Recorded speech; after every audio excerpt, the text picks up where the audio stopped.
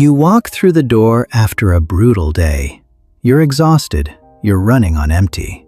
And someone left a toy in the hallway, or forgot the milk, or asks you a question the second you take your shoes off. And before you even realize what's happening, you snap. Not a little frustrated, full-on snapped. And then comes the worst part. Worse than the actual moment itself. The shame spiral. The replaying it in your head. The, why did I do that? They didn't deserve that. What is wrong with me? And the strangest part? You held it together all day. You were polite to the barista, patient with your colleagues. You smiled at a stranger who bumped into you. But the person who loves you most, they got the worst of it. But here's what I need you to hear before anything else. You are not snapping because you're a bad person. You're snapping because you are overloaded. Your nervous system has hit its absolute limit. That tired but wired feeling where your brain is foggy but your body won't settle. And you feel like you physically cannot hold one more thing without something breaking. And what breaks? Your patience with the people you love most. Snapping is a signal, not a sentence. And today we're going to understand that signal and actually do something about it. Hey, I am Tom. Let's have a chat. So here's the question that makes this so uncomfortable. Why is it always the people closest to us? Why not your boss, the one who actually caused the stress? Why not the person who cut you off in traffic? Why is it the people who did nothing wrong who get the version of you that has nothing left? Psychologists call it displacement, and once you understand it, it's hard to unsee. Here's what's happening. You've been holding it together all day. Every frustration at work, every passive-aggressive email, every moment someone tested your patience, you absorbed it. You stayed professional. You kept the mask on. You were fine. You were kind. You were patient with everyone. And then you walk into your home, your safe space, and that mask comes off. Because it should. Because this is where you're supposed to be able to exhale. But here's the problem. All that suppressed stress doesn't just disappear when you relax. It's been building up pressure like a shaken soda bottle. And the first small thing that happens, pop, it explodes. Not at your boss, not at the traffic, at your partner, at your kids, or even your pet. You weren't unkind to strangers today. You were saving the last of yourself for home. And the cruelest irony? The people who made you feel safest ended up with the bill for everyone else's debt. You're not actually angry at them. You're redirecting energy from threats you couldn't control toward people who feel safe enough to receive it. And that's a painful thing to sit with, but understanding it is the first step to changing it. Here's the second piece, and this one hits differently for a lot of people. Many of us were taught as kids that anger makes us unlovable, so we learned to bury it, to smile through it, to say, "I'm fine," until we absolutely are not fine anymore. And by the time we finally say something, we're not at a level 3, we're at a level 8 or 9, and nothing good comes out at a level 8 or 9. Here's the truth. Productive communication happens at a level 2, when it's still just a whisper of irritation, when you can actually name what's wrong and ask for what you need. By the time you have been pushed to level 7 or 8, it doesn't come out clean. It comes out sideways, in ways you don't mean, at people who don't deserve it. Anger isn't a moral failing. It's physiological energy, your body's built-in alarm system designed to protect your boundaries. The problem isn't that you feel it. The problem is that we were never taught to listen to it early. Now let's go a layer deeper. Because surface-level tips only work if you understand what's actually driving this. Most chronic snapping isn't really about anger. It's about unmet needs that have gone unnamed for too long. Think about the last time you really lost it. What was actually going on underneath that? Were you running on only 4 hours of sleep? Had you not eaten a real meal for the whole day? Had you been carrying a worry for weeks without telling anyone? Had you been pouring into everyone around you without anyone asking how you were doing? We talk a lot about emotional regulation, but we almost never talk about the conditions that make regulation impossible.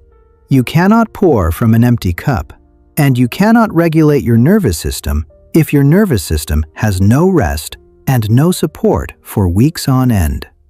There's a concept in psychology called the window of tolerance. It's basically the zone where you can feel things without completely losing it. Feelings such as stress, frustration, or conflict.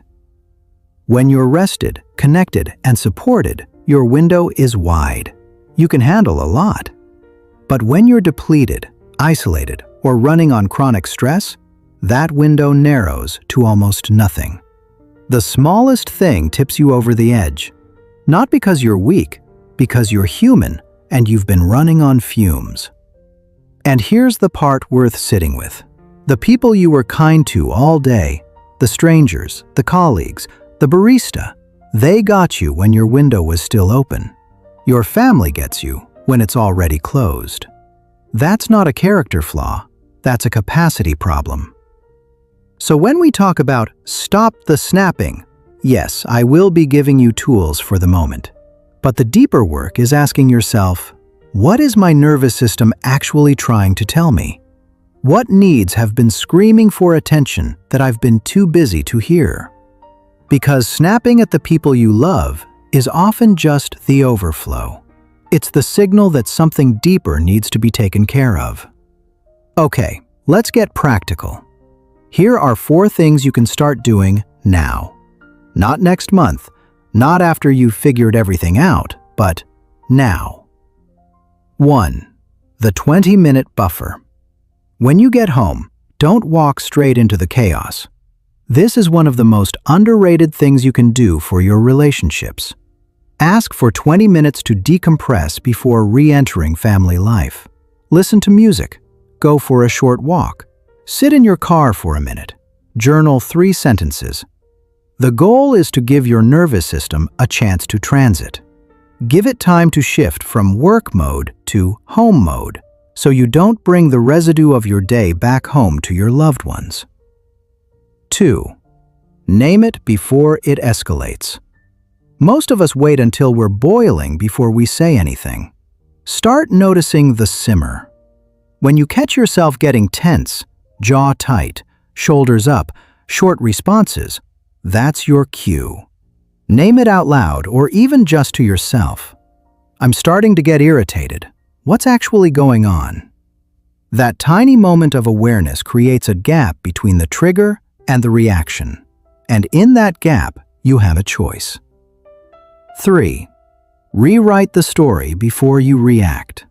Right before you go off, pause for just 2 seconds and ask, how are my emotions coloring this story right now? Are you genuinely furious about the unwashed dishes? Or are you exhausted, overstimulated, and the dishes just happen to be the thing in front of you? Naming the real source of your frustration, even internally, keeps your emotions from writing a story that isn't accurate. 4. The I script. This one is simple, but it changes the entire dynamic of a conversation. Swap you for I. Instead of, you never listen, or you always do this, try, I'm feeling really overwhelmed right now and I need a few minutes. Or, I notice I'm getting reactive. Can we pause and come back to this? It takes the blame out of the equation and opens a door instead of slamming one. And here's the part nobody talks about enough. You are still going to snap sometimes, even after you learn all of this, even when you're trying. So when it happens, and it will, here's your 3-step reset. Acknowledge. Don't minimize it. Don't over-explain it. Just say, I got overwhelmed and I reacted in a way I'm not proud of. I'm sorry. That's it. Naming it out loud, without a but attached, models something incredibly powerful. It shows the people around you that emotions can be owned and repaired.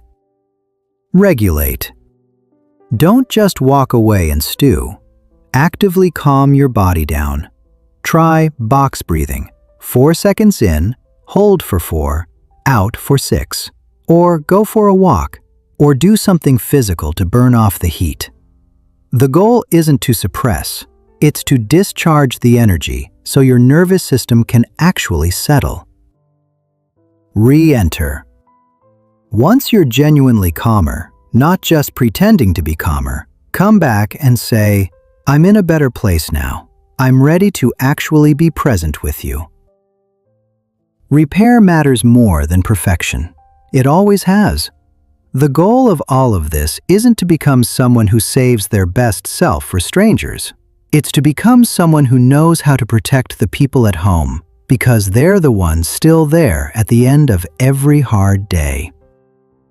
You are not your worst moment. You are what you choose to do after it. Now go be that person. I hope this lands well on you. Do check out my other videos, and I will see you there.